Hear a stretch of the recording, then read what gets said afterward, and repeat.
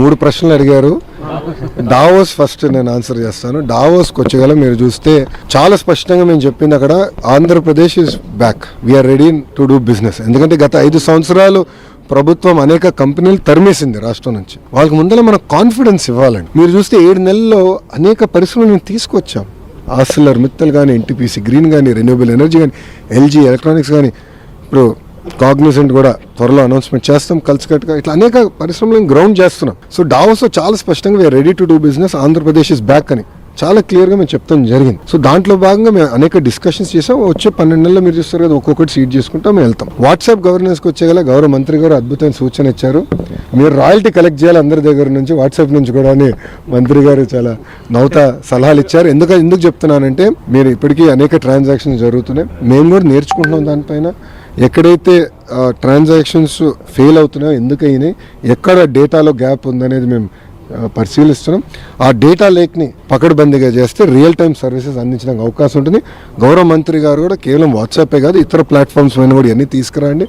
అంతేకాకుండా కేంద్ర ప్రభుత్వం డిజిలాకర్ అని పెట్టారు. డిజిలాకర్కి అన్ని సర్టిఫికేట్స్ మీరు అప్లోడ్ చేస్తే బాగుంటుందని మంత్రి గారు సూచించారు. మేము ఇమీడియట్గా అక్కడ ఒప్పుకున్నాను. త్వరలో MOU కూడా చేస్తాం.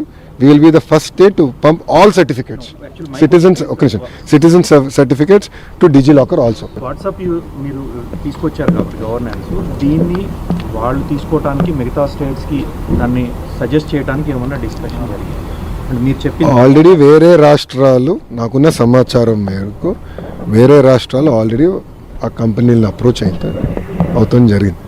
డిస్కషన్ ఈరోజు భారతదేశ వ్యాప్తంగా వాట్సాప్ గవర్నెన్స్ మీద జరుగుతుంది.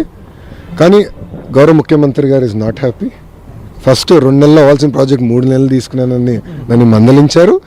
అంతేకాకుండా మిగిలిన సర్వీసులన్నీ మీరు ఎప్పటికల్లా తీసుకొస్తారని అడగడం జరిగింది. చాలా స్పష్టంగా మన ప్రెస్ కాన్ఫరెన్స్ నేను చెప్పాను.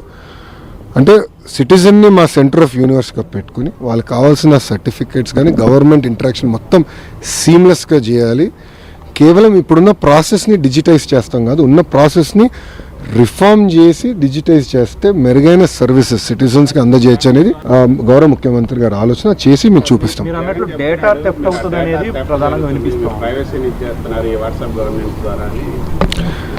నేను ఛాలెంజ్ చేస్తున్నాను, వైకాపా నాయకులు నేను ఛాలెంజ్ చేస్తున్నాను. ఎక్కడ కానీ డేటా థెఫ్ట్ అని నిరూపిస్తే నేనే స్వయంగా వాళ్ళకి 10 కోట్ల రూపాయలు నేను కానుకని ఇస్తా. ప్రభుత్వం కాదు, స్వయంగా నేనే చెక్ ఇస్తా.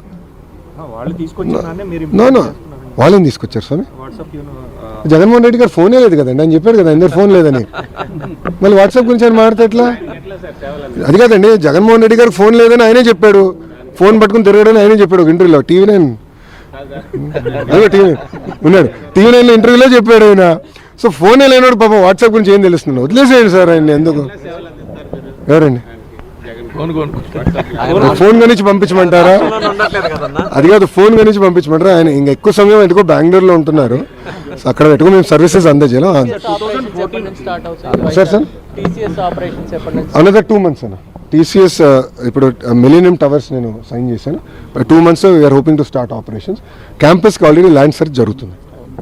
2014 to 19లో మీ గవర్నమెంట్ ఉన్నప్పుడే డేటా థెఫ్ట్ జరిగింది, హైదరాబాద్ కేంద్రంగా అనేక చేశారు అని చెప్పేసి వాళ్ళే ఆరోపించారు. ఇప్పుడు మళ్ళీ సేమ్ అదే ఆరోపణలతోటి. అవునండి, మళ్ళీ అధికారంలో ఉన్న 5 సంవత్సరాలు ఎందుకు నిరూపించలేకపోయారు? అధికారంలో వాళ్ళు ఉండే పనిహిమాల కేసులను పెట్టారు. చంద్రబాబు నాయుడు గారిని 53 రోజులు జ్యుడిషియల్ రిమాండ్కి దొంగ కేసు మీద పంపించారు. మళ్ళీ డేటా థెఫ్ట్ గా అన్నారు. నేను IT శాఖ మంత్రిగా చేస్తుంటే నిరూపించి ఉండాలి కదా, ఊరుకున్నారా? తప్పు చేయని వ్యక్తిని తీసుకెళ్లి జైల్లో పెట్టారు. పొరపాటున నేను తప్పు చేసి ఉంటే ఎక్కడుండేవాడిని? నేను ఎందుకు తప్పు చేయాలి? నాకు అవసరం ఏముందండి? నాకు ప్రజల డేటా నాకెందుకు అవసరం అండి? మాకు కావాల్సింది ఓటర్ లిస్టు, అది పబ్లిక్ డాక్యుమెంట్. మాకు కావాల్సింది ఓట్లు. ఈరోజు తెలుగుదేశం పార్టీ సిస్టమ్ మొత్తం ఓటర్ లిస్ట్ మీద డిపెండ్ అయి ఉంది. సింపుల్. మీరు కూడా సభ్యత్వం తీసుకొని మీకు అర్థమవుతుంది మా సిస్టమ్.